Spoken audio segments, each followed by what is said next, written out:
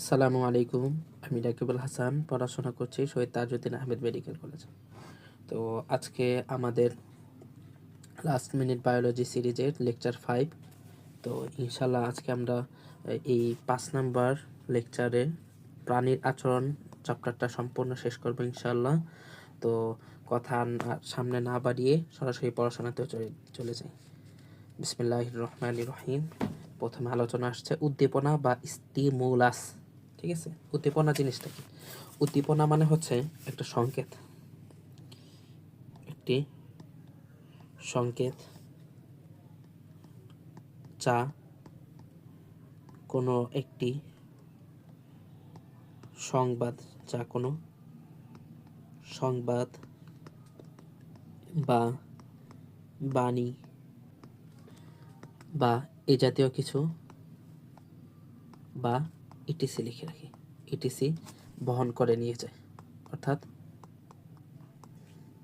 বহন করে, অর্থাৎ এমন একটা জিনিস যেটা নাকি আমাদের মানে কোনো একটা কাজ করার প্রতি মানে কাজ করা বা না করার কি এটা মানে একটা সংবাদ দেয়। ঠিক আছে, তো এটা একটা মানে আহামরি কিছু না। তো মোটিভেশন জিনিসটা কি? তো এর আগে বলি, উদ্দীপনা হচ্ছে 3 ধরনের। উদ্দীপনা স্টিমুলাস মুলাস হচ্ছে 3 ধরনের। এক, মোটিভেশন মোটিভেশন মোটিভেশন এরপর হচ্ছে মোটিভেশনাল স্টিমুলাস বা মোটিভেশনাল কি উদ্দীপনা। 2 নম্বর হচ্ছে রিলিজিং রিলিজিং রিলিজিং উদ্দীপনা। আর আরেকটা হচ্ছে টার্মিনেটিং উদ্দীপনা, টার্মিনেটিং উদ্দীপনা। তো এগুলা প্রত্যেকটা আমরা ইনশাল্লাহ করব, ব্যাখ্যা বুঝবো এখন।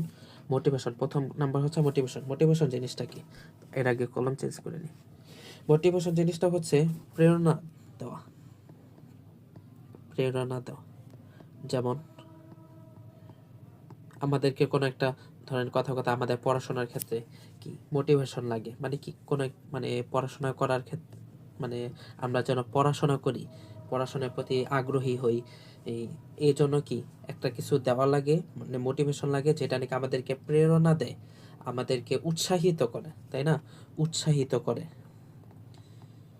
উৎসাহিত করা, উৎসাহিত করে কাজটা করার প্রতি, পড়াশোনা বা যে কিছুর ক্ষেত্রে উদ্দীপনা দেয়। ঠিক আছে, তো মোটিভেশনটা 2 ধরনের হইতে পারে। 2, এক হচ্ছে বাহ্যিক, বাহ্যিক যেমন হইতে পারে, আরেকটা হতে পারে অভ্যন্তরীণ, দুইটাই হইতে পারে। আচ্ছা, বাহ্যিক বলতে কি বুঝাইতেছি? বাহ্যিক যেমন ধরেন কথা মানে বাইরের কোনো একটা জিনিস করার ক্ষেত্রে কি উৎসাহিত করে। ঠিক আছে, তো এটা উদাহরণ যেমন ধরেন কথা শীতকালে, ঠিক আছে, শীতকালে খাবার যেই অন্বেষণ করা এটা কঠিন। ঠিক আছে, তো এরকম ক্ষেত্রে অনেকগুলা প্রাণী আছে, দেখা যায় তারা আগে আগে খাবার দাবার কি করে, আগে আগে খাবার দাবার সংগ্রহ করে রাখে, সঞ্চয় করে রাখে শীতকালে। শীতকালে লিখে রাখলাম বিভিন্ন প্রাণী। তো কি এই গরমকালে খাবার দাবার করে রাখে, সঞ্চয় করে রাখে। আবার অনেকে আছে দেখা যায় মানে বাইরে যাওয়া কঠিন, এই কথা চিন্তা করে দেহের যে সঞ্চিত খাবার রাখছিল, ঠিক আছে, মানে ওই গরমকালে সঞ্চয় করে রাখছিল ওই খাবারটাই তারা কি শরীরে যে সঞ্চয় করে রাখছিল ওই জায়গা থেকে শক্তি আহার করে। ঠিক আছে, এটা হচ্ছে এটা হচ্ছে অভ্যন্তরীণ, এটা হচ্ছে অভ্যন্তরীণ অভ্যন্তরীণ তো অভ্যন্তরীণ শীতকালে, শীতকালে অভ্যন্তরীণ শীতকালে। আর বাহ্যিক কি হইতে পারে? শীতকাল বাহ্যিক হইতে পারে যেমন ধরেন কথা দিনের সময়কাল যখন বাইরে যায়, অর্থাৎ দিন যখন বড় হয়, দিন বড় হলে পাখির বিচরণ পরিসীমা কি তখন মানে বেশি টাইম হয়, মানে বেশিক্ষণ ধরে বাইরে থাকে। তো দিনের সময়সীমা, দিন সময়সীমা সময় বেড়ে গেলে তখন পাখিরা যে বাইরে বিচরণ করা ওইটাও কি সময় বাড়ে। পাখির বিচরণ। আচ্ছা, এগুলো খুব গুরুত্বপূর্ণ, মানে এক্সামে আসার মতো না, শুধুমাত্র এগুলো বইয়ে আছে। তো এটার একটা সামারি দিয়ে দেওয়া, ঠিক আছে, একটা ওভারভিউ দিয়ে দেওয়া। তো এরপরে হচ্ছে রিলিজিং বা নির্গমন উদ্দীপনা। নির্গমন উদ্দীপনা নির্গমন উদ্দীপনা। রিলিজের ব্যাপারটা কি, কোনো একটা সদস্য কি যখন একই প্রজাতির আরেক সদস্যের উদ্দেশ্যে আচরণগত সারার অংশ হিসেবে ক্রমাগত উদ্দীপনার প্রকাশ ঘটায়, তখন তাকে কি রিলিজার বলে। এটা বইয়ে আছে। তো আমরা জিনিসটা কি করব, আমাদের হচ্ছে লাগবে উদাহরণটা কি, হ্যারিঙ্গাল একটা পাখি আছে, হ্যারিঙ্গাল হ্যারিঙ্গাল যখন শাবকদের জন্য খাবার নিয়ে আসে, শাবকরা তখন তাদের পিতামাতার হলদে একটা কার্যকারিতা দেখা যায়, মানে ঠোঁটের দিকে, ঠিক আছে। ওই হলদের যে অবস্থা ওইটা থেকে দেখে তারা যে নিম্ন চোয়ালে একটা লাল ফোঁটা আছে ওইটার মধ্যে ঠোকর মারে, তখন ওই ঠোকর মেরে মাছ যে উগরে দেয়, ঠিক আছে, মানে বমি করে দেওয়া যে ব্যাপারটা, মানে যখন নাকি লাল ফোঁটায় এই ঠোকর দেয় তখন ওই প্রাণীটা বমি করে দেয়, ঠিক আছে। ওই বমি করে দেয় তখন, মানে বমি করে দেওয়া বলতে বুঝাইতেছি, ধরেন অনেকটা হইতে পারে ওই যে উম, গরুরা যে করে, মানে জাবর কাটে, ওই রকম টাইপের আর কি, মানে পেটের থেকে গলায় নিয়ে আসে, ঠিক আছে। তো ওইখান থেকে তারা খাবার গ্রহণ করে। তো হলদে যে অবস্থাটা আছে ওইটাতে করে, ওইটা দেখা পরে নিম্ন চোয়ালের যে লাল ফোঁটা আছে ওই জায়গায় ঠোকর মারে। তো এটা হচ্ছে সহজ বিষয়।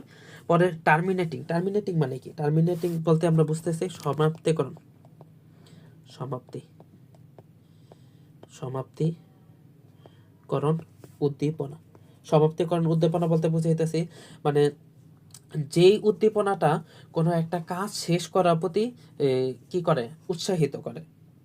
এটা বাহ্যিক বা অভ্যন্তরীণ দুইটাই হতে পারে। বাহ্যিক হতে পারে, আবার অভ্যন্তরীণও হতে পারে, ঠিক আছে। বাহ্যিক অভ্যন্তরীণ দুইটাই হতে পারে। আচ্ছা, তো বাহ্যিক কি হতে পারে, যেমন ধরেন কথা এই পাখি, মানে একটা পাখির বাসা নির্মাণ, লিখে রাখলাম আমরা। পাখির বাসা নির্মাণ ব্যাপারটা কি, ধরেন কথা একটা পাখি বাসা নির্মাণ করতেছে। তো বাসা নির্মাণ করতেছে, ও তার চোখে যতক্ষণ পর্যন্ত লাগতেছে যে হ্যাঁ এই বাসাটা সম্পূর্ণ হয়েছে, ততক্ষণ পর্যন্ত কি, যতক্ষণ পর্যন্ত না তার কাছে মনে হইতেছে যে হ্যাঁ সম্পূর্ণ হয়েছে, ততক্ষণ পর্যন্ত সে নির্মাণ করতেই থাকে, একটা পর একটা এই জিনিস নিয়ে আসে, ওই জিনিস নিয়ে আসে। তো এটা হচ্ছে তার বাহ্যিক কি, টার্মিনেটিং উদ্দীপনা। আর অভ্যন্তরীণের ক্ষেত্রে কি হইতে পারে, যেমন ধরেন আমাদের আমরা যখন খাবার খাই, ঠিক আছে, তখন তার ভরপেট না হওয়া পর্যন্ত সে খাবার খাইতেই থাকে। তো এই উদ্দীপনাটা কোথা থেকে আসে, অভ্যন্তরীণ থেকে, ভিতর থেকে আসে। ভরপেট খাবার, লিখে রাখলাম, ভরপেট খাবার, ঠিক আছে। এরপরে হচ্ছে টাইপ 1, সহজাত আচরণ জিনিসটা হচ্ছে, ধরেন তো আমরা সহজাত আচরণে আসছি। সহজাত আচরণ মানে হচ্ছে, অর্থাৎ যে জিনিসটা কোনো জিনিস শিখতে হয় না, অর্থাৎ এটা আমাদের যেই অভ্যাস বা অভ্যাসনা, অর্থাৎ আমরা প্রাকৃতিকভাবে, আমরা সৃষ্টিগতভাবে যে সমস্ত আচরণ করে থাকি ওইগুলোকে বলতেছে সহজাত আচরণ, যেগুলো নাকি বাইরে থেকে শিখতে হয় না, ঠিক আছে। তো সহজাত আচরণের 3টা প্রকার হইতে পারে। এক এক নম্বর হচ্ছে চলন আচরণ বা টেক্সিস। 2 নম্বর হইতে পারে প্রতিবর্ত ক্রিয়া বা রিফ্লেক্স রিফ্লেক্স। আর 3 নাম্বারটা হচ্ছে স্বভাবজাত আচরণ।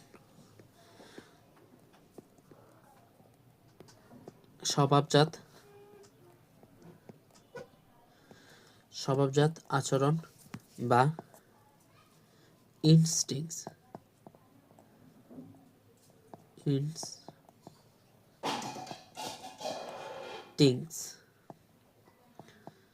ইনস্টিংস ঠিক আছে। তো এরপরে আবার দেখবো হচ্ছে প্রতিবর্তক ক্রিয়া বা রিফ্লেক্সের আবার 2 প্রকার, সহজাত সহজাত সহজাত বা অনপেক্ষ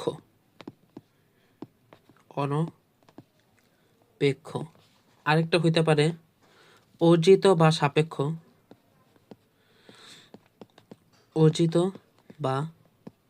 সাপেক্ষ ঠিক আছে। এরপর সহজাত বা অনপেক্ষ এটা আবার প্রকাশ হতে পারে 3টা। এক নম্বর হচ্ছে সুপারফিশিয়াল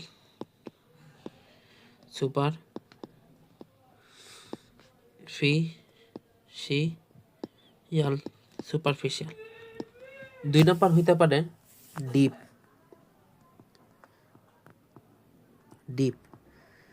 3 নম্বর হইতে পারে ভিসেরাল। 3 নম্বর হইতে পারে ভিসেরাল। প্রত্যেকটা আমরা ইনশাআল্লাহ ব্যাখ্যা দেখব। তো সামনে যাই। তো প্রথম আসছে হচ্ছে চলন আচরণ বা টেক্সিস। ঠিক আছে।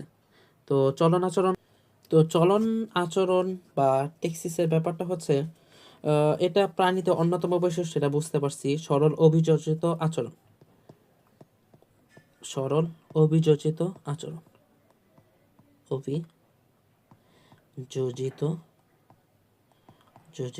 আচরণ ঠিক আছে। তো এটা কি হয়, এটা হচ্ছে আমাদের দেহের বিভিন্ন অঙ্গের সঞ্চালনের মাধ্যমে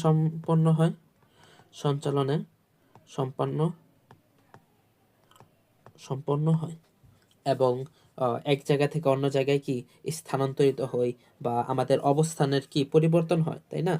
এই সমস্ত ক্ষেত্রে সংবেদী অঙ্গ গুরুত্বপূর্ণ ভূমিকা পালন করে। সংবেদী অঙ্গ গুরুত্বপূর্ণ ভূমিকা পালন করে। তো টেক্সিসের কয়েকটা বৈশিষ্ট্য আছে। এখন টেক্সিসের বৈশিষ্ট্য জিনিসগুলো কি কি? বৈশিষ্ট্যগুলো হচ্ছে, যেমন ধরেন কথা চলন কি শিক্ষালব্ধ আচরণ কিছু না, চলন এটা এমনিতেই হয়। অর্থাৎ দেখেন ছোট বাচ্চারা কি এক জায়গা থেকে আরেক জায়গায় যায় না? অবশ্যই যায়। তো এটা কি আবার শিক্ষা লাগে? না, শিক্ষা লাগে না। তো সেই হিসাবে শিক্ষালব্ধ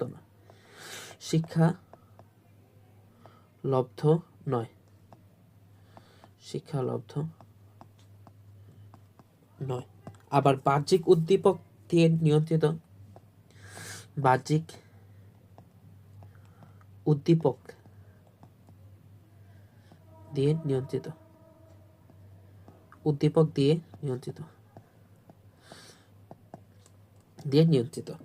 যেমন ধরেন কথা বাইরে একটা কিছু বললো, মানে দেখা যাইতেছে কথা বাইরে কোনো দুর্ঘটনা হলো, তো আমরা কি ওই দিক থেকে সরে যায় অন্য দিকে সরে যাব, অবস্থান পরিবর্তন করব। এটা হচ্ছে বাহ্যিক উদ্দীপক দিয়ে নিয়ন্ত্রিত। ঠিক আছে। উদ্দীপকের উৎসের সাথে সম্পর্ক রেখে প্রাণীর দেহের অবস্থানগত পরিবর্তন ঘটে। ঠিক আছে। পরে হচ্ছে চলনের সংবেদী অঙ্গ গুরুত্বপূর্ণ ভূমিকা পালন করে। পরে হচ্ছে শিক্ষালব্ধ আচরণ নয়, সেহেতু এটি জীবনের আচরণে রূপান্তরিত হতে পারে না এবং একে জীব নিজেও নিয়ন্ত্রণ করতে পারে না। পরে কেবল সচল প্রাণীতে এরূপ চলন দেখা যায়। হ্যাঁ। তো টোটাল বইয়ে 8টা আছে। তো আমরা ইনশাল্লাহ এটি করবো। লাস্টে হচ্ছে 8 নাম্বারটা দেখি। কেবল সচল প্রাণীতে দেখা যায়।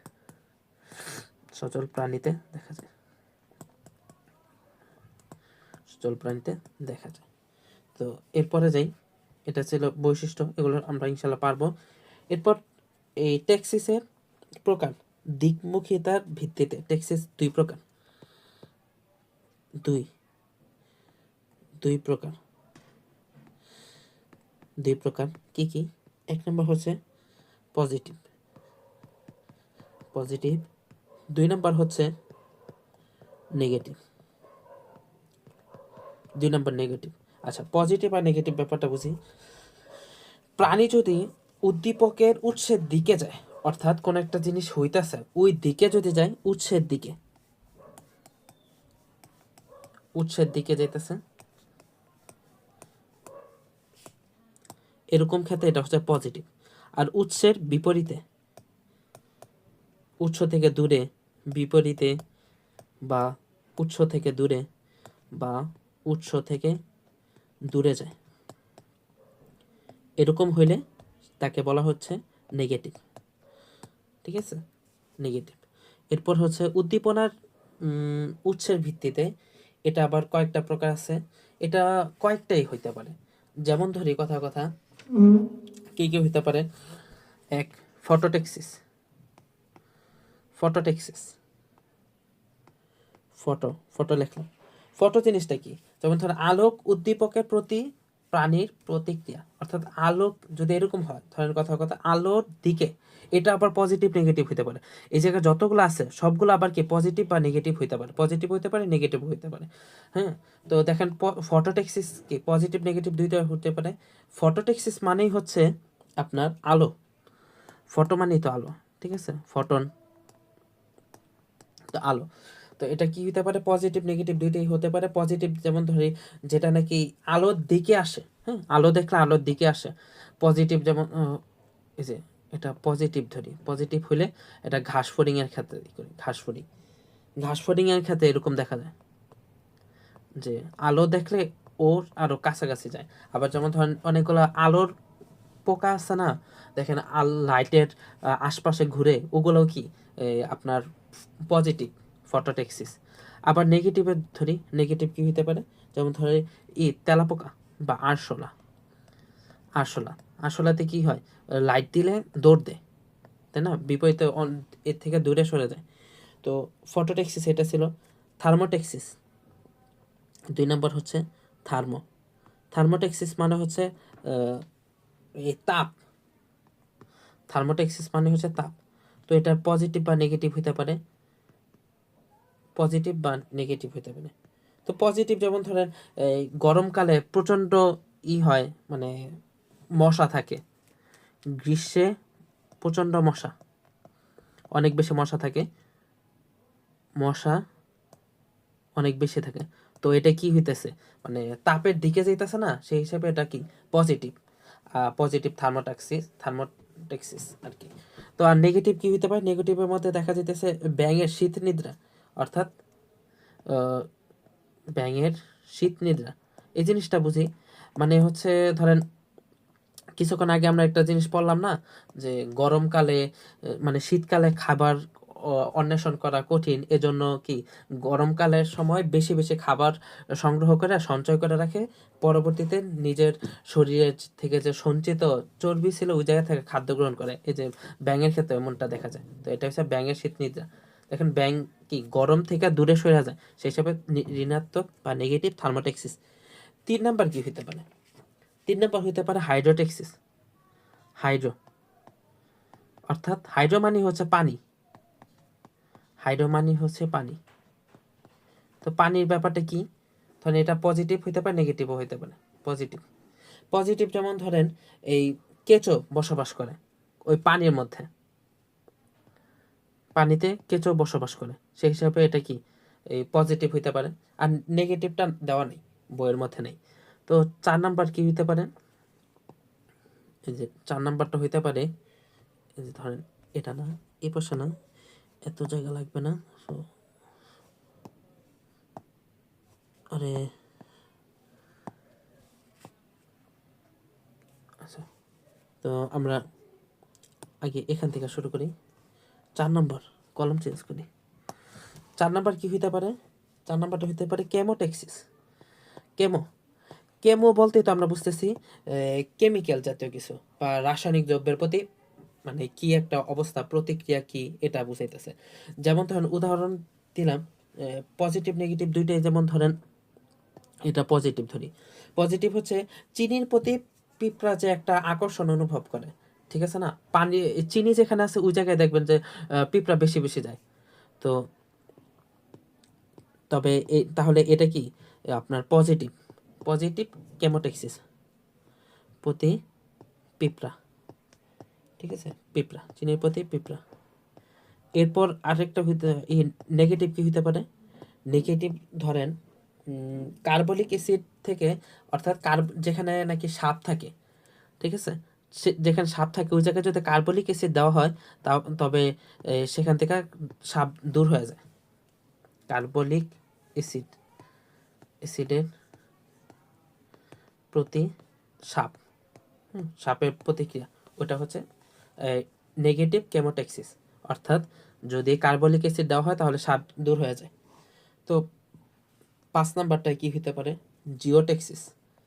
জিও বলতে বুঝতেছি এই গ্র্যাভিটি কিছু একটা আছে, তো অর্থাৎ মাধ্যাকর্ষণ বলের প্রতি প্রাণীর সাড়া। তো এটা কি হইতে পারে? ধরেন এই গ্র্যাভিটি আমাদেরকে নিচের দিকে টানে, তো যদি এরকম হয় যে নিচের দিকে যাইতেছে তাহলে সেটা কি হবে? পজিটিভ। আর যদি কোনো একটা জিনিস যদি এই গ্র্যাভিটি থেকে উপরে যায়, ঠিক আছে, গ্র্যাভিটি নিচের দিকে টানতেছে, ও যদি উপরে যায় তাহলে সেটা হবে হচ্ছে নেগেটিভ। তো এগুলো বইয়ে আছে, পিউপা, পরে পিউপার নামটা আছে, পিউপা, পিউপা, ঠিক আছে। তো একটা জিনিস দেখেন, পিউপা নিচের দিকে নামে কিন্তু ওইটা কি দেওয়া আছে? নেগেটিভ, ঠিক আছে, নেগেটিভ। এটা একটু স্পেশাল, নেগেটিভ। এটা ভালো করে পড়বো, এটা একটু প্যাচ লাগে। অর্থাৎ পিউপা নিচের দিকে নামতেছে, হওয়ার কথা ছিল পজিটিভ কিন্তু তারপরও সে নেগেটিভ হয়ে যাইতেছে। তো আবার বিভিন্ন প্রকার উপরের দিকে উঠতেছে, তাও ওটা বলতেছে পজিটিভ। আচ্ছা, এটা একটু স্পেশাল, এক্সেপশন টাইপের, তো সেই হিসাবে এটা মনে রাখবো। এটা আমার মনে থাকতো না, তো এটা আলাদা করে মনে রাখতে হয়। তারপর 6 নাম্বারটা কি? 6 নাম্বারটা হইতে পারে থিগমোটেক্সিস। আচ্ছা, থিগমোটেক্সিস জিনিসটা কি? থিগমোটেক্সিস, থিগমো বলতেই বুঝাইতেছে স্পর্শ, স্পর্শ অনুভূতি। তো স্পর্শ অনুভূতি যদি এরকম হয় যে স্পর্শ লাগলে এটা কাছে আসে তাহলে এটা কি? পজিটিভ। আর যদি দূরে যায় তাহলে নেগেটিভ। নেগেটিভের ক্ষেত্রে কি? যেমন তেলাপোকা, ঠিক আছে, তেলাপোকা নেগেটিভ হয়েছে, তেলাপোকা, তেলাপোকার। পরে 7 নাম্বার ধরি, 7 নাম্বারটা হচ্ছে রিওটেক্সিস। রিওটেক্সিস মানে হচ্ছে প্রবাহমান, প্রবাহমান পানির প্রতি প্রাণীর সাড়া। অর্থাৎ যদি এরকম হয় যে স্রোতমুখী পানির দিকেই কি বারবার যাইতেছে তাহলে সেটা হচ্ছে ধনাত্মক। আর যদি এটা হচ্ছে স্পর্শ, লেখা দেখি, স্পর্শ, স্পর্শ, এটা স্পর্শ, এটা হচ্ছে কেমিক্যাল, এটা কেমিক্যাল, কেমিক্যাল, কেমিক্যাল। আর এটা হচ্ছে গ্র্যাভিটি, যেন যারা নাকি শুধুমাত্র এই ক্লাস স্লাইড পড়বে তাদেরও সুবিধা হয়। রিওটেক্সিস মানে হচ্ছে প্রবাহমান পানি, প্রবাহমান পানি। আচ্ছা, যদি এরকম হয় যে প্রবাহমান পানির দিকে যাইতেছে তাহলে সেটা হচ্ছে পজিটিভ। পজিটিভ যেমন ধরেন কথা কথা মাছের পোনা, যেগুলো ছোট বাচ্চাগুলো আছে ওগুলো এরকম দেখা যায়, পজিটিভ। পজিটিভ হচ্ছে পোনা, পোনা লিখে রাখলাম। আর নেগেটিভ কি হতে পারে? নেগেটিভ ধরেন কথা কথা ইলিশ মাছগুলা প্রজননের সময়, প্রজননে ইলিশ মাছ, ইলিশ মাছগুলা কি এই স্রোত থেকে যায়া যেখানে মানে শান্ত পানি পায়, প্রজননে ইলিশ, ইলিশ হইতে পারে, আরো অনেক মাছ হইতে পারে, ঠিক আছে। তো দেখা যাবে ওরা যেখানে নাকি ঠান্ডা মানে একদম এই একদম স্থির পানি ওগুলোতে যায় ডিম পারে। না হলে দেখা যাবে যে যদি এরকম হয় যে স্রোতের পানির মধ্যে ডিম পারছে তাহলে কি এটা এই মানে নিয়ে যাবে না, অন্য অন্য জায়গায় নিয়ে যাবে, ছড়ায় যাবে, সেই হিসেবে তারা করতে কি নেগেটিভ রিওটেক্সিস দেখায়। আচ্ছা 8 নাম্বারটা দেখি। 8 নাম্বার, 8 নাম্বারটা হচ্ছে 8 নাম্বার হচ্ছে গ্যালভানোটেক্সিস। গ্যালভানো গ্যালভানোটেক্সিস। আচ্ছা গ্যালভানো বলতে কি? গ্যালভানো বলতেই বুঝাইতেছে বিদ্যুৎ প্রবাহ, কারেন্ট, বিদ্যুৎ। যেমন ধরে কেমিস্ট্রি তো আমরা এই গ্যালভানো মিটার এই জিনিসটা পড়ছি, গ্যালভানোর কি হইতেছে না হইতেছে। আবার ফিজিক্সেও তো আমরা পড়ছি গ্যালভানোমিটার। তো গ্যালভানোর ব্যাপারটা হচ্ছে যদি মানে কারেন্টের দিকে আসে তাহলে এটা পজিটিভ, আর যদি বিপরীত হয় তাহলে নেগেটিভ। আচ্ছা সনো হতে পারে, সনো বা ফটোটেক্সিস, সনো বা ফোনো। সনো বা ফোনো বলতে হচ্ছে শব্দ, শব্দের দিকে আসলে পজিটিভ, শব্দের বিপরীতে গেলে নেগেটিভ। ঠিক আছে, সব কিছু মাস এরকম পজিটিভ দেখায়, কিছু মাস নেগেটিভ দেখায়। এরপর হচ্ছে 10 নাম্বার হচ্ছে অ্যানিমোটেক্সিস। ঠিক আছে, অ্যানিমো অ্যানিমো অ্যানিমোটেক্সিস। অ্যানিমো হচ্ছে বায়ু, বায়ু প্রবাহের অনুকূলে গেলে পজিটিভ, আর যদি বিপরীতে যায় তাহলে এটা নেগেটিভ হয়, বায়ু। আর 11 হচ্ছে স্টেরো। স্টেরো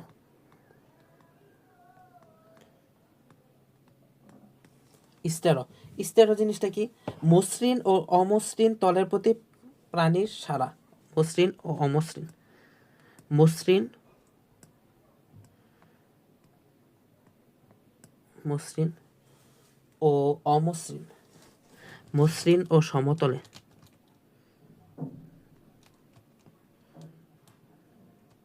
ও সমতলে কি মানে কিভাবে চলে? অর্থাৎ যদি এরকম হয় যে দেয়াল কি সোজা হয় না, তো এটার মধ্যে যদি চলে টিকটিকি যেমন চলে, ওটার ক্ষেত্রে কি ওটা হচ্ছে পজিটিভ হয়, পজিটিভ স্টেরোটেক্সিস। আর যদি এরকম হয় যে বনে বাদারে যেমন ধরেন মানে একদম সমতল তো না, ওই সব ক্ষেত্রে যে টিকটিকি বন বাদারে যে টিকটিকিগুলো ঘুরে বেড়ায় এগুলো হচ্ছে ঋণাত্মক স্টেরোটেক্সিস। আর আরেকটা হচ্ছে 12 নম্বর হচ্ছে সাপেক্ষ টেক্সিস। 12 নম্বর সাপেক্ষ টেক্সিস, এটা দরকার নেই কোনো, যখন কোনো প্রাণী একই সময় দুই বা ততোধিক টেক্সিস প্রদর্শন করে তখন তাকে সাপেক্ষ টেক্সিস বলে। ঠিক আছে, কিছু ই প্রজাপতি ডিম পাওয়ার জন্য বিশেষ উদ্ভিদের গন্ধ ও সবুজ পাতার দিকে গমন করে, এটা এতটা গুরুত্বপূর্ণ না। ঠিক আছে, তো এখান থেকে আমি গুরুত্বপূর্ণগুলো মার্কিং করে রাখি, সেগুলো মনে থাকে না, রিওটা মনে থাকে না। ঠিক আছে, এরপর হচ্ছে জিও জিওটেক্সিস। পরে সনো বা ফোনো, এটা মনে থাকে না, অ্যানিমোটা মনে থাকে না, স্টেরোটা মনে থাকে না। এগুলো ভালো করে পড়বে ইনশাল্লাহ। তো আমরা পরে যাই টেক্সিসের দিকমুখিতার ভিত্তিতে। এতক্ষণ কি ছিল? এতক্ষণ ছিল হচ্ছে উদ্দীপনার উৎসের ভিত্তিতে, উদ্দীপনার উৎসের ভিত্তিতে, বা আরেকটা ছিল দিকমুখিতা কোনটা? দেহের, দেহের দিকমুখিতার ভিত্তিতে 2 প্রকার, পজিটিভ বা নেগেটিভ। আর টেক্সিসের দিকমুখিতার ভিত্তিতে হচ্ছে টেক্সিস হচ্ছে 5 প্রকার। ঠিক আছে, টেক্সিসের দিকমুখিতার ভিত্তিতে 5 প্রকার। তো কি কি হতে পারে? ক্লাইনোটেক্সিস হতে পারে, ম্যানোটেক্সিস হতে পারে। তো এটা আমরা এখানে লিখে রাখি।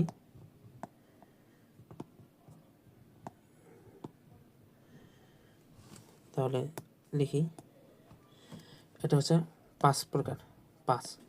তো 5 প্রকার কি কি এটা আমরা দেখি। 5 প্রকারের মধ্যে 1 নম্বর হচ্ছে ক্লাইনো, ক্লাইনো ক্লাইনো টেক্সিস। 2 নম্বর হইতে পারে ম্যানো, ম্যানোটেক্সিস। 3 নম্বর হইতে পারে ন্যামো, ন্যামো টেক্সিস। 4 নম্বরটা হইতে পারে টেলো, টেলোটেক্সিস। আর 5 নম্বর হইতে পারে ট্রপোটেক্সিস, ট্রপোটেক্সিস। এই জিনিসগুলোর মধ্যে মেইনলি লাগে হচ্ছে উদাহরণ, উদাহরণ এগুলো হচ্ছে এক্সাম্পল লাগে, এক্সাম্পল লাগে। ঠিক আছে, এমসিকিউর জন্য লাগে এক্সাম্পল। তো এক্সাম্পল কোনগুলা কি কি হইতে পারে? যেমন ধরেন, যেমন ধরেন যে তো টেক্সিসের এই দিকমুখিতার ভিত্তিতে 5 প্রকার, এটা নিয়ে ইনশাল্লাহ পড়বো এখন। মেইনলি লাগে হচ্ছে এক্সাম্পলগুলো। তো ক্লাইনোটেক্সিস বলতে কি বোঝায়, এক কথায় বললে এর সংবেদী কোষগুলো সমগ্র দেহ জুড়ে এটার সংকেতগুলো গ্রহণ করবে। সমগ্র দেহেই কি সংবাদ বা সংকেত গ্রহণ করবে, ঠিক আছে, সংকেত গ্রহণ। তো এটার উদাহরণ কি কি হইতে পারে, ব্লোফাই, হ্যাঁ, ব্লোফাই হইতে পারে, ব্লোফাই। এরপর হচ্ছে বাটারফ্লাই, পরে হচ্ছে বাটারফ্লাই। এখন এটা মনে রাখবেন কিভাবে, দেখেন ভালো করে খেয়াল করলে দেখেন, এই যে ল আছে, যুক্তবর্ণের ল আছে, এইগুলাতেও যুক্তবর্ণের ল আছে। তো এটা এইভাবে দিয়ে মনে রাখতে পারেন। ম্যানোটেক্সিস জিনিসটা কি, ম্যানোটেক্সিস হচ্ছে কৌণিক, হ্যাঁ, দিকমুখিতা থাকে কৌণিক, মেন কথা হচ্ছে কৌণিক। আর এটার উদাহরণ হচ্ছে সূর্যের প্রতি সাড়া দিয়ে পিঁপড়া চলন। সূর্যের প্রতি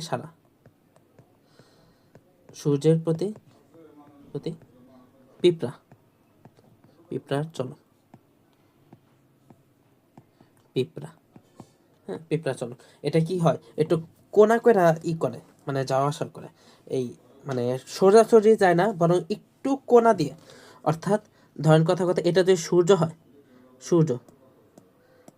সূর্য হয় আর এটা ধরেন পিঁপড়া, তো সরাসরি না গিয়া এভাবে যায় না, বরং একটু কোনা দিয়ে, হ্যাঁ, একটু কোনা করে, মানে ধরেন এটা আর এটার মধ্যে মাঝখানে কি একটা কোনা আছে না, তো কোনা আকৃতি করে কোন একটা মানে নির্দিষ্ট একটা ডিগ্রি রাখা, তখন এটা এই চলে, ওইদিকে যায়, সূর্যের পথে যায়।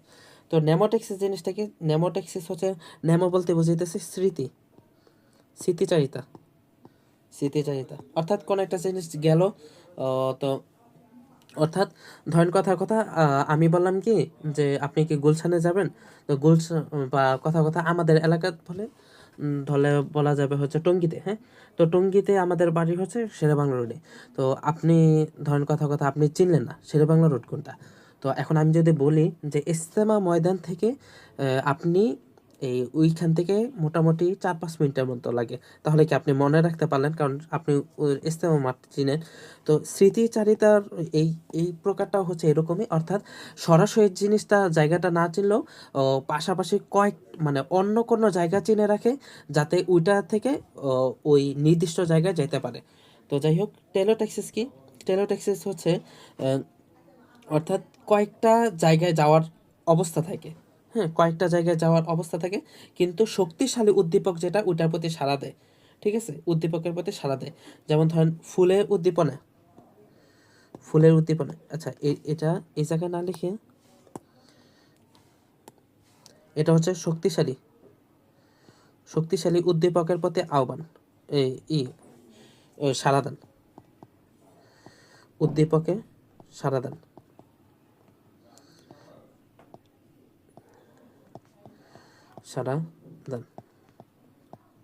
সাড়া দান। এটা কি হইতে পারে, যেমন ধরেন উদাহরণ হচ্ছে ফুলের প্রতি উদ্দীপনা, মৌমাছি, মৌমাছি, ঠিক আছে, মৌমাছি।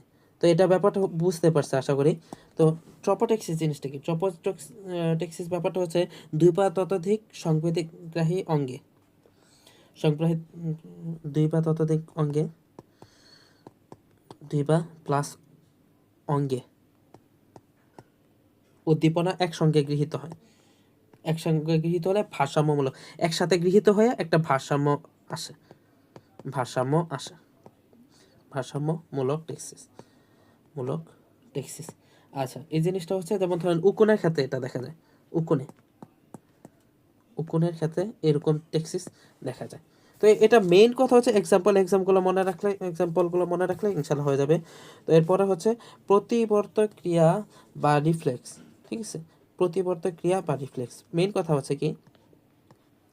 হচ্ছে তো এই জিনিসটা হচ্ছে কি, যদি আমরা মনে রাখি, যেমন ধরুন আপনি ইসে আছেন, চুলার পাড়ে আছেন, তো হঠাৎ করে গরম পাতিলের ভাবটা আপনার শরীরে লাগলো, বা ইস্ত্রি যেটা আছে গরম ইস্ত্রি, তো আপনার শরীরে লাগলো কথা কথা, তো আপনি সরাসরি হাতটা সরাই ফেলেন, এটা কি আপনি কোনো চিন্তা ভাবনা করে করছেন?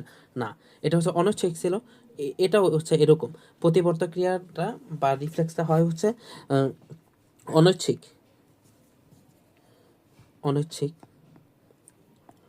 অনৈচ্ছিক হয়, এটার বৈশিষ্ট্য হচ্ছে অনৈচ্ছিক আর অনৈচ্ছিক। আর আমরা জানি যে আমাদের যে কোনো কাজ পরিচালিত হয় হচ্ছে মস্তিষ্ক দ্বারা।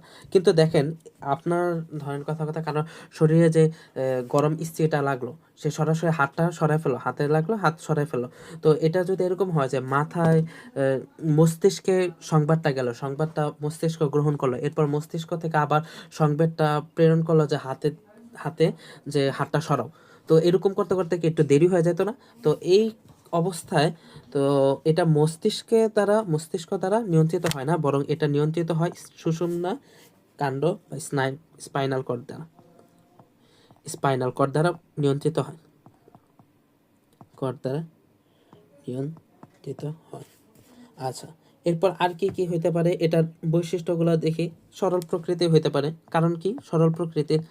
সরল কারণ হচ্ছে এটা একটা উদ্দীপকের প্রয়োগ দ্বারাই কি প্রতিক্রিয়াটা হয়ে যাইতেছে, এটা সহজ জিনিস, বুঝতেই পারতেছি। আবার হচ্ছে সহজাত হয়, অর্থাৎ এটা কি আমাদের ইচ্ছা, মানে এই কাজটা করার পিছনে আমাদের কোনো পরিকল্পনা ছিল না। আর এটা কি আমাদেরকে কেউ শিখায় দেওয়া হয়েছে যে এরকম যদি গরম ভাব লাগে তাহলে আমাদের হাত সরায় ফেলতে হবে, এরকম কোনো শিক্ষা দেওয়া হয়েছে না। তো এটা কি, এটা আমরা জন্মগতভাবে পাইছি না, এরকম জিনিসগুলোকে বলা হয় সহজাত। তো এটা হচ্ছে সহজাত।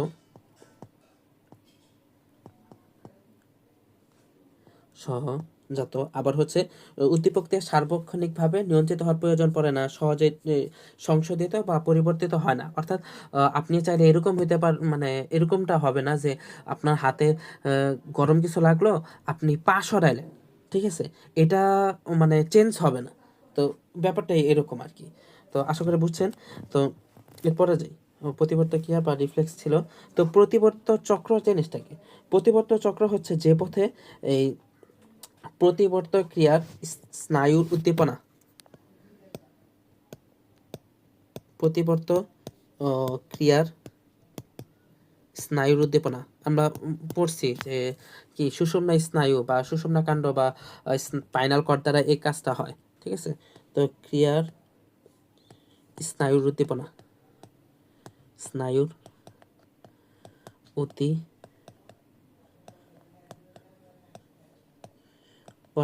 যে পথে সংগঠিত হয় সেটাকে প্রতিবর্ত চক্র বলে।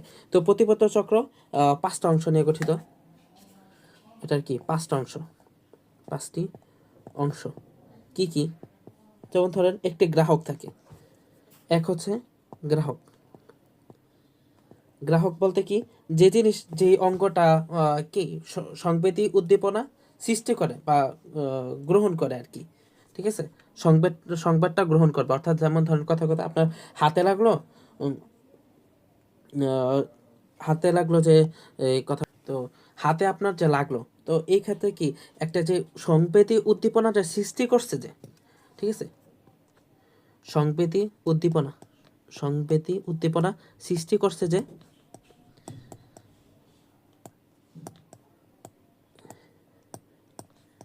সৃষ্টিকারী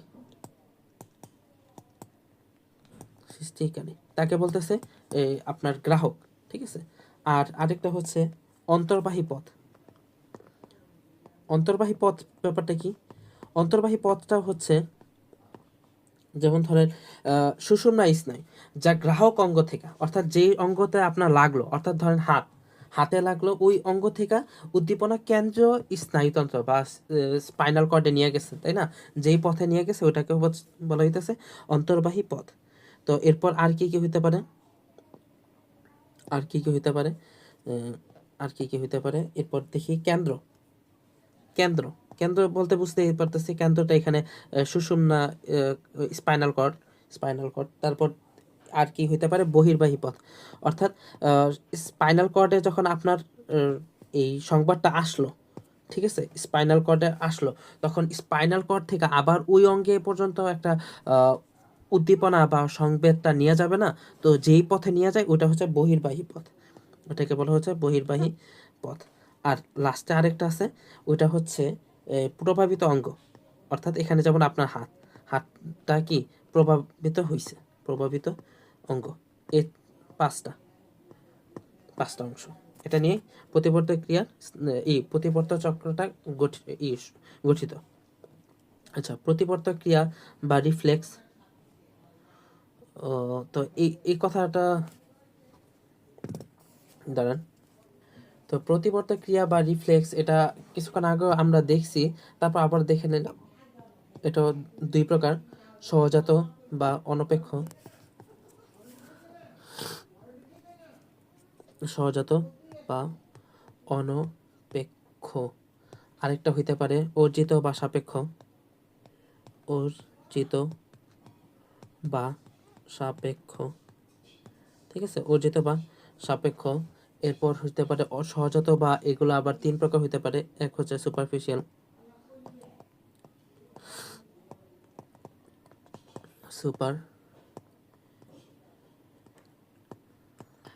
সুপারফিশিয়াল। দুই নম্বর হইতে পারে ডিপ,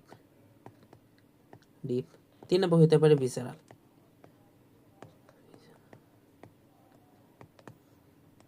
ঠিক আছে, ভিসেরাল। তো এরপরে যাই, সহজাত প্রতিবর্তক ক্রিয়া। এগুলো আবার তিন প্রকার, এইমাত্র আমরা দেখলাম সহজাত প্রতিবর্তক ক্রিয়া বা আনকন্ডিশন রিফ্লেক্স। হ্যাঁ, এটা আবার তিন প্রকার কি কি? উপরিগত বা সুপারফিশিয়াল, উপরিগত বা সুপারফিশিয়াল একটা, এই যে এটা কলমটা চেঞ্জ করি, সুপারফিশিয়াল একটা। এটা হচ্ছে উদ্দীপনা যখন ত্বক থেকে গৃহীত হয়। উদ্দীপনা কি? ত্বক থেকে গৃহীত, ত্বক থেকে গৃহীত, ত্বক থেকে গৃহীত। যেমন পায়ের তলায় সুড়সুড়ি দিলে পায়ের পাতা সংকুচিত হয়। পায়ের পাতার সুড়সুড়ি, পায়ের পাতায় সুড়সুড়ি, সুড়সুড়ি দিলে এরকম অবস্থাটা হয়। আর গভীর বা ডিপ প্রতিবর্তক ক্রিয়াটা কি? গভীর বা ডিপ হচ্ছে দেহের গভীরে অবস্থিত টেন্ডন থেকে, যেটা নাকি গৃহীত। গভীরের, দেহের গভীরের, গভীরের টেন্ডন থেকে গৃহীত, টেন্ডন থেকে, ঠিক আছে। তো গৃহীত এটার কি হইতে পারে? যেমন ধরেন পা ঝুলায় বসলে যেমন হাঁটুকে একটু আস্তে করে আঘাত করলে কি হাঁটুতে একটা ঝাঁকুনি সৃষ্টি হয় না? ওটা হচ্ছে আপনার এই গভীর বা ডিপ প্রতিবর্ত ক্রিয়ার উদাহরণ। হাঁটুতে ঝাঁকুনি, এটা লিখে রাখলাম, হাঁটুতে ঝাঁকুনি।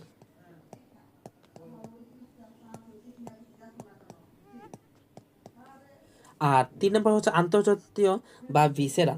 ঠিক আছে, এটা হইতে পারে যখন নাকি স্বয়ংক্রিয় এবং দেহের অন্তর্যন্ত্র সমূহ থেকে উৎপন্ন হয়। দেহের ভিতরের, দেহের ভিতরের, দেহের ভিতরের ও স্বয়ংক্রিয় অর্গান থেকে সৃষ্টি, অর্গান থেকে সৃষ্টি। তো যেমন ধরেন এটা হার্ট হইতে পারে, হার্ট, হার্ট হইতে পারে, হার্ট,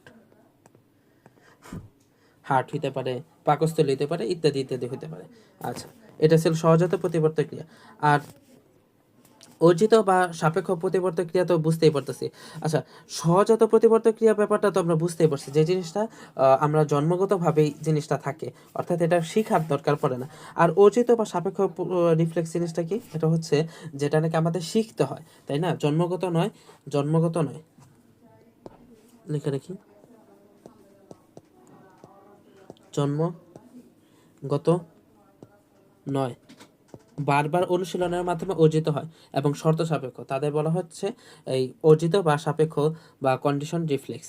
ঠিক আছে, যেমন ধরেন আচ্ছা, তো এটা ছিল অর্জিত বা সাপেক্ষ। আচ্ছা, আরেকটা জিনিস আছে ক্রমিক প্রতিবর্ত ক্রিয়া। এটা ইতে লেখি, ক্রমিক প্রতিবর্ত ক্রিয়া। এই জিনিসটা কি? ক্রমিক প্রতিবর্তক ক্রিয়া বলতে বোঝাইতেছে অর্থাৎ যদি এরকম হয় যে দু ধরনের মানে একাধিক প্রতিবর্তক ক্রিয়ার সমষ্টি, লিখে রাখি একাধিক প্রতিবর্তক ক্রিয়া, একাধিক প্রতিবর্তক ক্রিয়ার সমষ্টি, ক্রিয়ার সমষ্টি, ঠিক আছে। প্রতিবর্তক ক্রিয়ার সমষ্টি যেমন ধরেন কথা কথায় কোনো ঝাঁঝালো গন্ধে হাঁচি আসলে আবার সাথে সাথে চোখেও পানি আসে।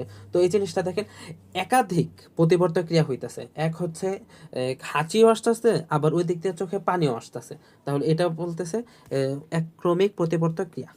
আচ্ছা সামনে যাই। স্বভাবজাত আচরণ বা ইনস্টিংস, এই জিনিসটা কি?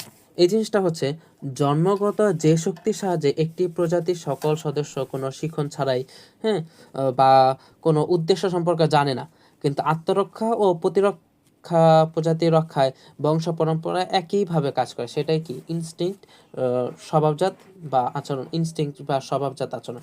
এই জিনিসটা কি মানে জন্মগতভাবে যে শক্তির সাহায্যে, অর্থাৎ তারা শিখতে হয়নি, মানে সে জানেও না এই জিনিসটা করলে কি হয়, সে মানে তার দরকার পড়ছে, মানে অবস্থা এরকম হয়েছে যে তার এটা করা লাগবে, তো এরকম করছে আর কি, তো সে জানেও না, এরকম অবস্থাটাকে বলা হচ্ছে স্বভাবজাত আচরণ। মোট কথা হচ্ছে জন্মগত, এটা হচ্ছে জন্মগত আচরণ, জন্মগত আচরণ শিখন ছাড়া, শিখন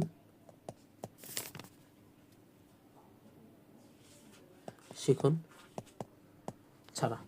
আচ্ছা, এগুলার কয়েকটা উদাহরণ হইতে পারে, যেমন টুনটুনি বাসা নির্মাণ, পরে হচ্ছে মাকড়সা জাল বুনন, ঠিক আছে, ইত্যাদি ইত্যাদি। তো এখন যাই ফ্যাপের বৈশিষ্ট্য। ফ্যাপ বলতে কি বুঝাইতেছে?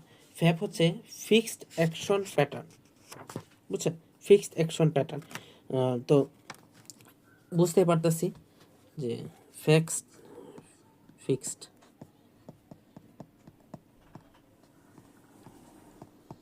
অ্যাকশন প্যাটার্ন, এটা হচ্ছে ফিক্সড অ্যাকশন প্যাটার্ন, মানে হচ্ছে এই জিনিসটা স্থায়ী। আচ্ছা, এটার বৈশিষ্ট্যগুলো কি কি? বৈশিষ্ট্যগুলো হচ্ছে যেমন ধরেন এক হচ্ছে ছাদসম্মত, প্রথমে বলতেছে ছাদসম্মত। ছাদসম্মত বলতে কি বুঝে? মানে আচরণ সবসময় একই কাজ, একই রকম আচরণ, আচরণ সবসময় সবসময় একই রকম, একই রকম, এরকম হইলে সেটাকে বলা হচ্ছে ছাদসম্মত। দুই নাম্বার জিনিসটা কি? সার্বজনীনতা, সার্বজনীনতা। আচ্ছা, সার্বজনীনতা বলতে কি বা ইউনিভার্সালিটি, আচরণ একই প্রজাতির সকল সদস্যে এ আচরণ প্রদর্শিত হবে। একই প্রজাতিতে, একই প্রজাতির সবাই একই আচরণ, সবাই একই আচরণ, সবাই একই আচরণ, একই আচরণ, ঠিক আছে। অর্থাৎ ধরেন কথা কথা কাকে যেরকম আওয়াজ করে কাকা, ঠিক তেমনইভাবে কাকের যত প্রজাতি আছে সবাইকে সেমই আওয়াজটা করে। তো এটাকে বলতেছে সার্বজনীনতা। তিন কি হতে পারে? ব্যক্তিগত অভিজ্ঞতা বহির্ভূত, ব্যক্তিগত অভিজ্ঞতা বহির্ভূত। এটা মানে হচ্ছে অর্থাৎ এটা সে যদি এরকম হয় যে বিচ্ছিন্ন অবস্থায় আছে, ঠিক আছে, তখনও দেখা যাবে যে যত প্রজাতি, মানে একটা প্রজাতি, যেমন ধরেন কাকের কথা বললাম, যে ধরেন কথা কথা একটা কাক একা থাকে একটা আইল্যান্ডে, ঠিক আছে, তারপর দেখা যাবে ও এরকম কাকাই আওয়াজ করতেছে। আর 4 নাম্বারটা হতে পারে ব্যালিস্টিকনেস, ব্যালিস ব্যালিস্টিকনেস। ব্যালিস্টিকনেস জিনিসটা কি? ব্যালিস্টিকনেস হচ্ছে সারা যদি একবার দেয় তখন পরিস্থিতি পরিবর্তন সাপেক্ষ তা অপরিবর্তিত থাকে, ঠিক আছে, সারা সেম থাকে, শেষ হওয়ার আগ পর্যন্ত সেম থাকে, হওয়া পর্যন্ত সেম। আচ্ছা, এই জিনিসটা বলতে কি বুঝাইতেছি? এই জিনিসটা বলতে বুঝাইতেছি হচ্ছে ধরেন কথা কথা কোন একটা আমাদের তেমন ধরেন এই কাকের উদাহরণটা দিলাম, কাক কা শুরু করলো, ঠিক আছে, আওয়াজ শুরু করলো, সে পুরোপুরি আওয়াজ দিতে পারেনি, হঠাৎ করে তার একটা অবস্থা হলো যে অন্য একটা কিছু করতে হবে, তার অন্য একটা মানে ধরেন কথা কথা হাত ছড়াইতে হবে বা উঠতে হবে, উঠতে যেতে হবে, তখন কি সে আওয়াজটা বন্ধ করে দেবে না, সে ওই আওয়াজটা শেষ করতে করতে এরপর অন্য একটা কাজ করবে, এটাকে বলতেছে ব্যালিস্টিকনেস। আর 5 নম্বর জিনিসটা কি, 5 নম্বর হচ্ছে উদ্দেশ্যের একনিষ্ঠতা। উদ্দেশ্যের একনিষ্ঠতা, একনিষ্ঠতা, এটা মানে কি, এটা মানে হচ্ছে অর্থাৎ একটা মাত্র কাজই করবে, একটি কাজ, একটি কাজই করবে, অর্থাৎ এটা তো সহজই, উদ্দেশ্য একনিষ্ঠতা মানে একটা কাজই করতেছে আর কি। তো এরপরে যাই, তো টুনটুনি পাখির বাসা নির্মাণ, এটা হচ্ছে একটা উদাহরণ, ঠিক আছে, সহজাত আচরণ, অর্থাৎ টুনটুনি পাখির ওর কোনো শেখায় দেওয়া লাগেনি, সে জন্মগতভাবে এর এই কাজটা শিখছে আর কি। তো তার মানে মানে তার যে বেঁচে থাকার তাগিদে তার বাসা নির্মাণ করতে হবে, এটা সে মানে সে জন্মগতভাবেই শিখছে আর কি। তো আর তাকে শিখাইতে হয়নি এই জিনিসটা। পরে শীতে পাখির মাইগ্রেশন বা পরিযান, এই জিনিসটা হচ্ছে অর্থাৎ শীতের সময় দেখা যায় হচ্ছে বিভিন্ন দেশের পাখিরা জীবনের তাগিদে খাবারের অন্বেষণে, ঠিক আছে, খাবারের অন্বেষণে তখন সে বিভিন্ন দেশে করে মানে এরকম ভ্রমণ করে, মানে দূর দূরান্তে যায়। তো এটাকে বলতেছে মাইগ্রেশন বা পরিযান। আমাদের দেশেও এরকম হয় যে মানে বাইরের দেশের অনেক পাখি শীতকালে আমাদের এখানে আসে, অতিথি পাখি বলা হয়, বলি আমরা আর কি। তো এগুলা তো জাহাঙ্গীরনগর ইউনিভার্সিটিতেও এরকম হয় আর কি, খুব সুন্দর। তো এটাকে বলতেছে মাইগ্রেশন বা পরিযান। তো এটাও হচ্ছে আপনার স্বভাবজাত আচরণ, অর্থাৎ এই জিনিসটা মানে এই পাখিকে শিখাই দিতে হয়নি যে শীতকাল আসছে মানে অন্য দেশে যাইতে হবে, সে নিজে নিজে তার খাবারের দরকার পড়ছে, সে শীতকালেই এই জায়গায় বিভিন্ন দেশে কি ভ্রমণ করতেছে। তো মাকড়সা জাল ব্যাপারটাও সেম। তো এরপরে হচ্ছে অপত্যের প্রতি যত্ন। অপত্যের প্রতি যত্ন বলতে বোঝাইতেছে অর্থাৎ পরবর্তী প্রজন্মের প্রতি যে যত্ন করে, আহ, এই তাকে বেঁচে রাখা, বাঁচায় রাখার জন্য, যেমন ধরেন কথা কথা মাছের মানে ধরেন কথা কথা আমাদের মানুষের ক্ষেত্রে যেটা হয় যে বাবা মা যখন একটা বাচ্চা ভূমিষ্ঠ হয় তখন তার প্রতি যত্ন করে, তার খাবার দাবার সবকিছু তার মানে বাবা মা করে। তো একটা যে যত্ন আছে এটাকে বলতেছে আমরা অপত্যের প্রতি যত্ন। তো মাছের ক্ষেত্রে এরকমটা দেখা যায়। তো তো মাছের অপত্যের যত্ন ব্যাপারটা হচ্ছে ধরেন কথা কথা এই একটা উদাহরণ যেমন ধরি যে যখন একটা মাছ হয়, যেমন স্টিকল ব্যাগ একটা উদাহরণ দেওয়া হয়েছে, স্টিকল ব্যাগ, স্টিকল ব্যাগ হইতে পারে, আবার বিভিন্ন হইতে পারে, অন্যগুলো হইতে পারে। তো এটা কি হয়, যেমন ধরেন যখন নাকি এই ডিম পারে, ঠিক আছে, তো ডিম পারে যেন ওই ডিমের মধ্যে যেন কি অক্সিজেনটা চাহিদাটা ঠিক মতো পৌঁছায়, অক্সিজেন সঠিক মাত্রায় পৌঁছায়, এই জন্য কি মানে ও নিজেই কি কৃত্রিমভাবে একটা পানি স্রোত বানায় রাখে। তো এটাকে বলতেছি আমরা ফ্যানিং, ঠিক আছে, ফ্যানিং। তো ফ্যানিং বজায় রাখে, এটা কি একটা অপত্যের প্রতি যত্ন বুঝাইতেছে। তো স্টেকল ব্যাগ হইতে পারে বা সাধারণ সাধারণও হইতে পারে। তো তো ফ্যানিং যেটা আছে ওইটাও কি একটা অপত্যের প্রতি যত্ন, ঠিক আছে। আবার ব্যাঙের অপত্য যত্ন বলতে বোঝাইতেছে যখন নাকি একটা ব্যাং, যখন ব্যাং ডিম পারে তখন দেখা যাচ্ছে যে যতক্ষণ পর্যন্ত না বাচ্চা ফুটে, তো তার আগ পর্যন্ত বা বাচ্চা ফোটার পরেও দেখা যাইতেছে যে বাবা বা মা ও ওই প্যারেন্টসরা হয়তো একজনও থাকতে পারে বা দুইজনই থাকতে পারে, তো তারা কি পাহারা দেয়। তো এই অবস্থাটাকেও কি ব্যাঙের অপত্যের প্রতি যত্ন, পাখির ক্ষেত্রেও সেম। তো এরপরে হচ্ছে টাইপ 2 শিখন আচরণ। তো শিখন আচরণ, তো আমরা শিখন আচরণে আসছি। শিখন জিনিসটাকে, শিখন জিনিসটা হচ্ছে জন্মগত না, বরং অভিজ্ঞতা ও অনুশীলনের মাধ্যমে অর্জিত হয়, ঠিক আছে। এটাকে বলতেছি আমরা শিখন আচরণ। তো আবার এটা হচ্ছে একটা জটিল প্রকৃতির, ঠিক আছে, নিয়ত পরিবর্তনশীল, এটা খালি চেঞ্জ হইতেছে, চেঞ্জ হইতেছে। আবার এটা বংশ পরম্পরায় কি প্রদর্শিত হয় না, ঠিক আছে, প্রজাতির জন্য সুনির্দিষ্ট নয়, অস্থায়ী, পরিবর্তনশীল। অর্থাৎ যেমন ধরেন আপনি ছোটবেলায় যখন আপনার বিভিন্ন আচরণ ছিল এগুলা কি বড় বয়সে আছে নাইগা, তো সেই হিসেবে এরকম চেঞ্জ হয়, ঠিক আছে, প্রতিনিয়ত চেঞ্জ হইতেছে, এটাকে বলতেছে আমরা শিখন আচরণ। তো শিখন আচরণের বৈশিষ্ট্য কি কি হইতে পারে এটা বলি। যেমন জন্মগত নয়, জন্মগত নয়, অভিজ্ঞতার মাধ্যমে সৃষ্টি হচ্ছে, তৈরি হচ্ছে, অভিজ্ঞতার ভিত্তিতে তৈরি হয়, অভিজ্ঞতার ভিত্তিতে তৈরি হচ্ছে, অভিজ্ঞতার ভিত্তিতে তৈরি হচ্ছে। আবার হচ্ছে এটা জটিল প্রকৃতির, যেহেতু নিয়ত পরিবর্তন, প্রতিনিয়ত পরিবর্তন হচ্ছে, প্রতিনিয়ত পরিবর্তন,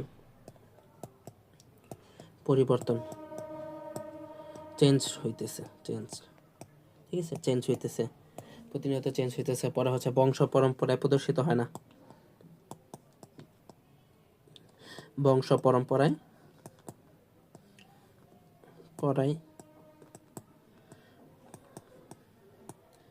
বংশ পরম্পরায় প্রদর্শিত হয় না, ঠিক আছে, বংশ পরম্পরায় এই প্রদর্শিত হয় না।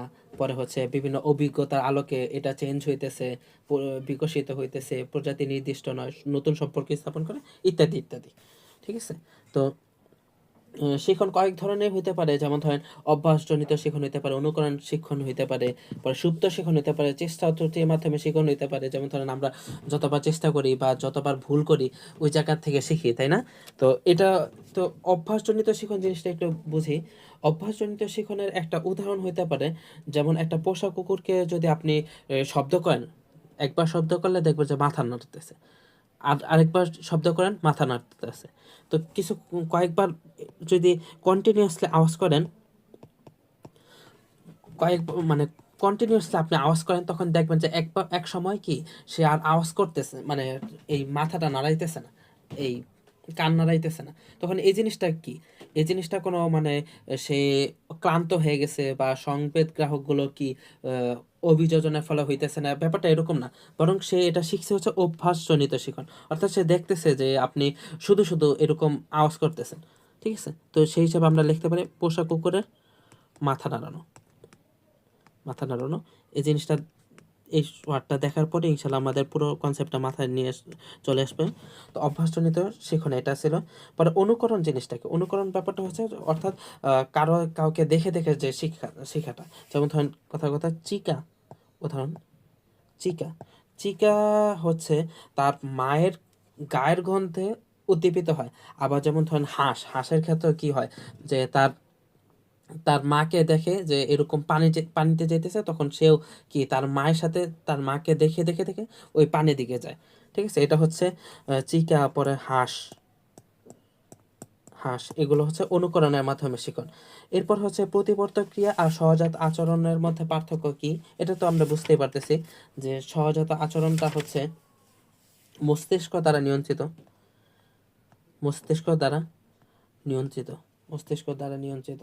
আর প্রতিবর্তক ক্রিয়া কি, স্পাইনাল কর্ড দ্বারা নিয়ন্ত্রিত, স্পাইনাল কর্ড দ্বারা নিয়ন্ত্রিত।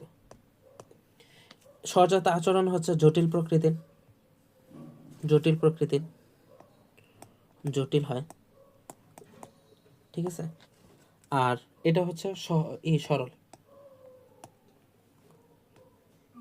সহজাত আচরণ এটা কি ধীর গতিতে হয়, মানে বিকশিত হয়। আর প্রতিবর্তক ক্রিয়া এটার সাথে সাথে, ঠিক আছে। আবার বুদ্ধি প্রসূত, এখানে বুদ্ধির কোনো কাজ নেই, বুদ্ধি প্রসূত নয়, বুদ্ধি সম্পর্ক নাই, সম্পর্ক নেই, ঠিক আছে।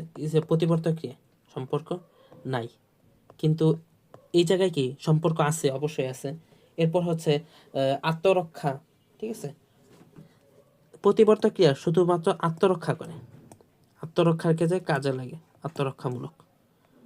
আর এই সহজাত আচরণ আত্মরক্ষামূলকও হতে পারে, আবার বংশ রক্ষামূলকও হতে পারে,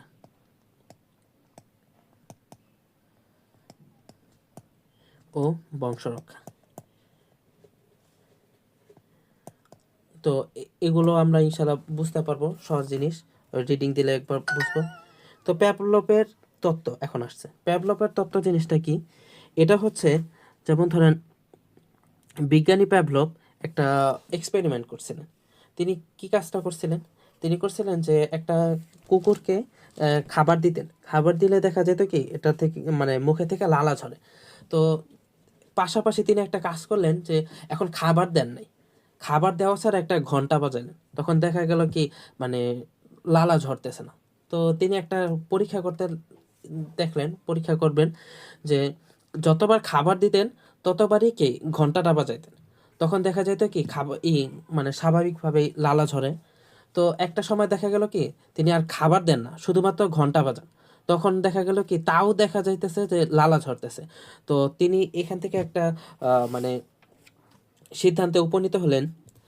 তিনি যে সিদ্ধান্ত উপনীত হলেন সেটাকে নাম দিলেন তিনি সাপেক্ষ প্রতিবর্ত ক্রিয়া। সাপেক্ষ প্রতিবর্ত ক্রিয়া অর্থাৎ এই জিনিসটা আগে ছিল না, একটা জিনিসের সাপেক্ষে প্রতিবর্ত ক্রিয়াটা সম্পন্ন হইতেছে, অর্থাৎ ওই খাবারের সাপেক্ষে তার এই মানে ঘন্টা বাজানোর পরেও যে লালা ঝরা বা প্রতিবর্ত ক্রিয়াটা হইতেছে, তো এটা কি একটা সাপেক্ষ প্রতিবর্ত ক্রিয়া না? এটাই তিনি এই তত্ত্বর মানে এটার যে কি বলতেছে যে উদাহরণটা ছিল এরকম। তো সামনে যাই। তো সামাজিক আচরণ বলতে তো সহজেই বিষয়টা যে আমরা উম, সামাজিক জীব, তো একে অপরকে সহযোগিতার মাধ্যমে কি জীবন বেঁচে থাকে, জীবনে চলাফেরা করি, ঠিক আছে, সবাই সবার উপর নির্ভরশীল। তো সামাজিক আচরণ জিনিসটা, তো এরপরে যেই সামাজিক আচরণের বৈশিষ্ট্যগুলো কি কি। সামাজিক আচরণের বৈশিষ্ট্য হচ্ছে একসাথে বিভিন্ন রকমের সহযোগিতা দেখানোর মাধ্যমে সম্পর্কিত থাকে, ঠিক আছে, সব ক্ষেত্রে একজন আরেকজনকে সহযোগিতা করতেছে, পরার্থ আহ, পরস্পরের সহযোগিতা সহযোগিতা সহযোগিতা করতেছি, সহযোগিতা, ঠিক আছে। তো এরকম হচ্ছে। তো দেখা যাইতেছে যেমন ধরি কথা কথা আমাদের এই যে দাদা দাদি, বাবা মা সন্তান সবাই একজন আরেকজনকে সহযোগিতা করতেছে, যে জিনিস যে পারতেছে না অপর আরেকজন সেটাকে সহযোগিতা করতেছে, ঠিক আছে এটা। আর অ্যালট্রুইজম জিনিসটা কি? অ্যালট্রুইজম হচ্ছে পরস্পরের প্রতি সহমর্মিতা বা পরার্থপরতা। তো কলমটাকে চেঞ্জ করি, পরার্থপরতা, পরার্থ পরার্থপরতা। আচ্ছা, এই জিনিসটা কি? অর্থাৎ একই প্রজাতির অন্য সদস্যদের প্রতি প্রাণীর এরূপ আচরণ, অর্থাৎ একই প্রজাতির, যেমন ধরেন কথা কথা আপনার ফ্যামিলিতে আপনি আছেন, আপনার বাবা মা আছে, আপনার ভাই বোন যারাই আছে, তো দেখা যাইতেছে আপনি আপনার ভাই বোন বা আপনার বাবা মার প্রতি কি একটা অন্যরকম একটা আচরণ, অর্থাৎ সহযোগিতাপূর্ণ যে একটা আচরণ করতেছেন, এটাই কি বলতেছে অ্যালট্রুইজম বা পরস্পরের প্রতি সহমর্মিতা, ঠিক আছে। তো মৌমাছির ক্ষেত্রে এই জিনিসটা খুব বেশি দেখা যায়। তো মৌমাছির এই ব্যাপারটা হচ্ছে খুব ফেমাস, ঠিক আছে। এছাড়াও আবার বেবুন হইতে পারে একটা প্রাণী। তো আবার মাকড়সার ক্ষেত্রেও দেখা যায়, মাকড়সার মা যখন বড় হয়, ঠিক আছে, তখন সে যে ডিমের পিণ্ডটা ওটা বুকে নিয়ে রাখে। তো যখন আহ, একটা সময় দেখা যাইতেছে যে ওই বাচ্চাগুলো খাবার খাইতে খাইতে খাবার যখন শেষ হয়ে যায় তখন মাকে খেয়ে ফেলে, ঠিক আছে। আবার বাদুড়ের ক্ষেত্রেও দেখা যেতে পারে, বাদুর পরে বাদুড়ের ক্ষেত্রেও দেখা যেতে পারে যে একে অপরকে যখন নাকি খাবার, ধরেন কথা কথা একজন খাবার পায় নাই, তখন অপররা তখন রক্ত কি করে, খাবার পেটের থেকে উদগীরণ করে, মানে ওই যে আমরা যেটাকে বলি বমি। তো বমি করে খাবার মুখ পেটে থেকে মুখে নিয়ে পরে অপরকে খাবারের সুযোগ করে দেয়, ঠিক আছে। তো ডলফিনও ক্ষেত্রে এরকম হতে পারে। তো আমরা বানর এগুলো ইসে আমরা রিডিং দিলে ইনশাল্লাহ পারবো, বুঝবো আশা করি। তো মাকড়সা ছিল। তো মৌমাছির সামাজিক আচরণে অ্যালট্রুইজম, এই জিনিসটা দেখেন, এই জিনিসটা হচ্ছে যেমন ধরুন মৌমাছি কয়েক প্রকার হতে পারে। অ্যাপিস ইন্ডিকা কয়েক প্রকার, 3 প্রকার হতে পারে। বাংলাদেশে 3 প্রকার দেখা যায় আর কি, ইন্ডিকা অ্যাপিস ইন্ডিকা, এরপর অ্যাপিস ডরসাটা ডরসাটা ডরসাটা আরেকটা হতে পারে অ্যাপিস ফ্লোরিয়া। তো আমরা আইডিএফ তে মনে রাখতে পারি, আইডিএফ আইডিএফ তে মনে রাখতে পারি। তো আইডিএফ দিয়ে মনে রাখতে পারি। তো যে জিনিসটা পড়তেছে আর কি, তো রান এই মৌমাছির ক্ষেত্রে যেটা দেখা যায় যে মৌমাছি হচ্ছে 3 ধরনের, ঠিক আছে। মৌমাছি 3 ধরনের হয়। 3 ধরন কি কি? এক হচ্ছে 3 ধরন, এক রানী মৌমাছি, এক রানী মৌমাছি, দুই পুরুষ মৌমাছি, আরেকটা হচ্ছে কর্মী মৌমাছি, আরেকটা হচ্ছে কর্মী মৌমাছি। তো কাদের কি কাজ? মেইনলি হচ্ছে আপনার রানী মৌমাছি চালায় পুরো সংগঠন বা পুরো একটা চাক রানী মৌমাছির তত্ত্বাবধানে চলে, তার আদেশে চলে। তো রানী মৌমাছি যেটা বলবে ওইটাই, ঠিক আছে। তো রানী মৌমাছি মধু পরে হচ্ছে পরাগ সংগ্রহণে অংশগ্রহণ করে না, ঠিক আছে।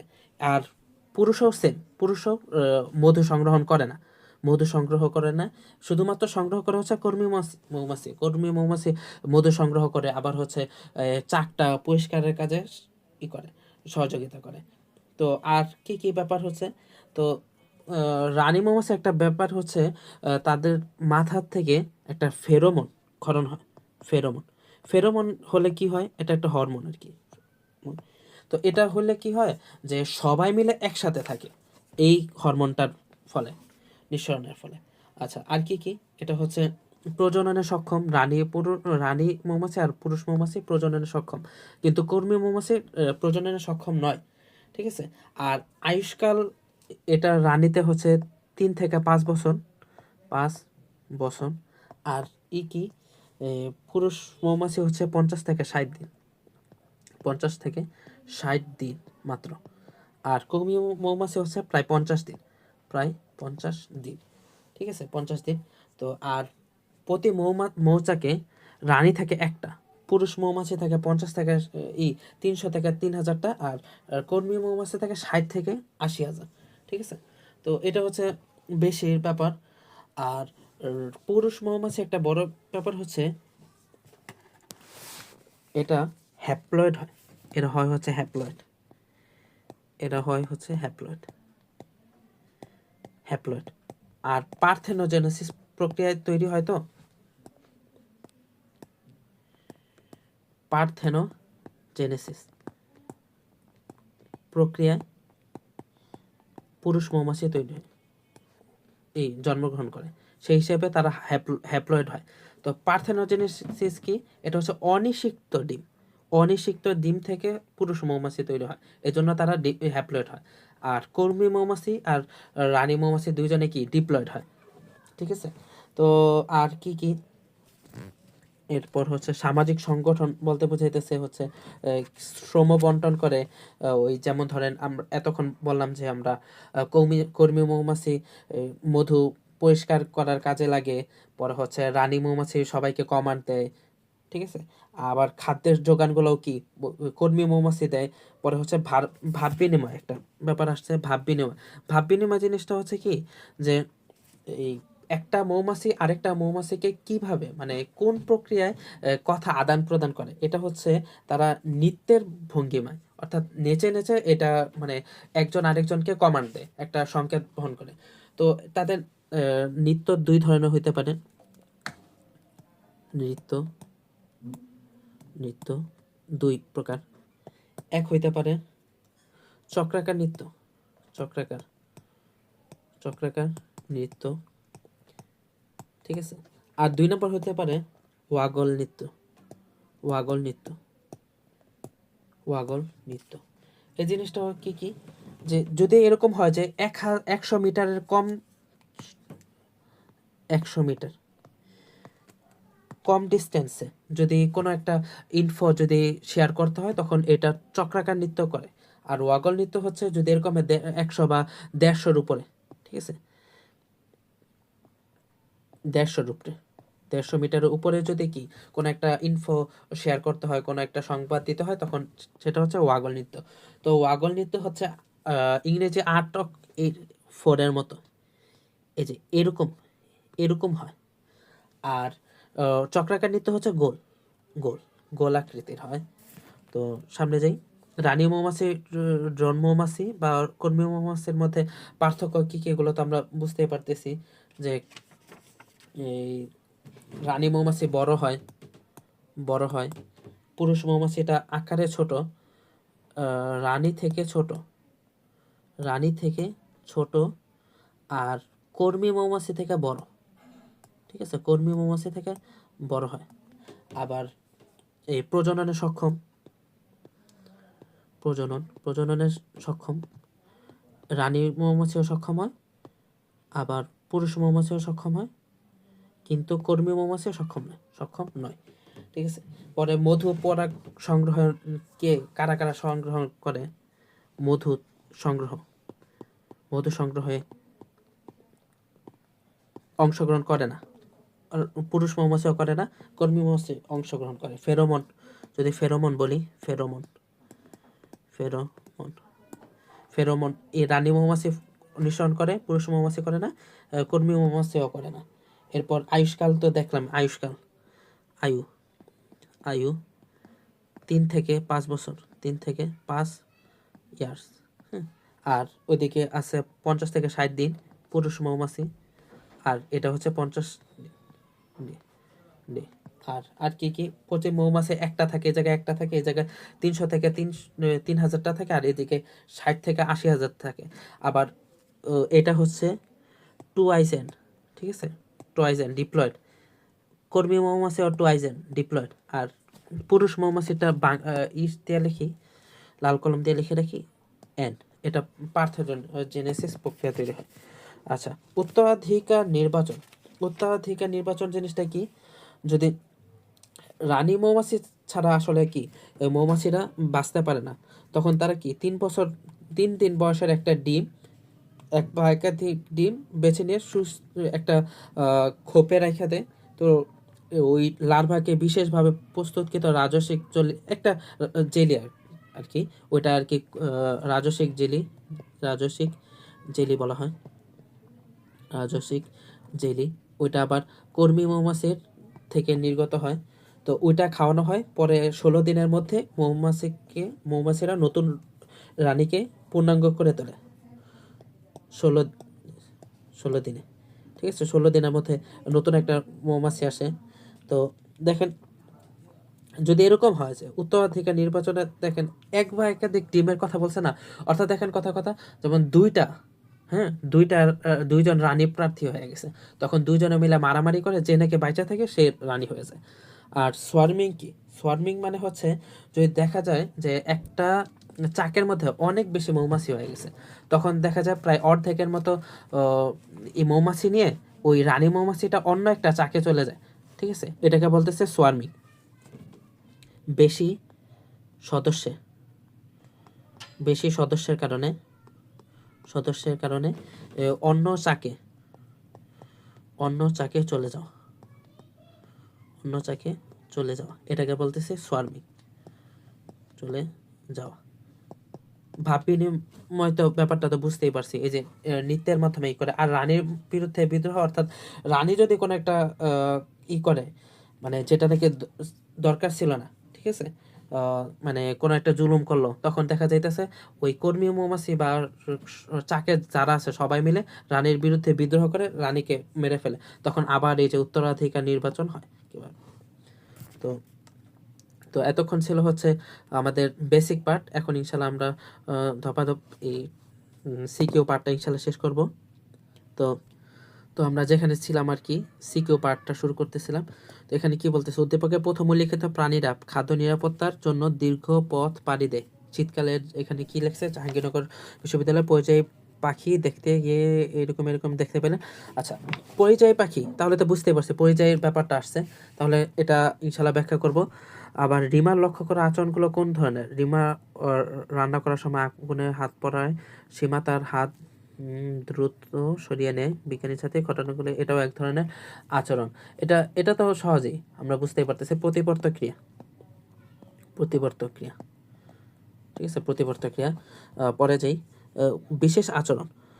পুকুর পাড় দিয়ে হাঁটার সময় সজীব দেখলো একটা মাছ তার মুখের ভিতরে তার বাচ্চাগুলোকে ঢুকিয়ে নিচ্ছে। এটা হচ্ছে আপনার অপত্য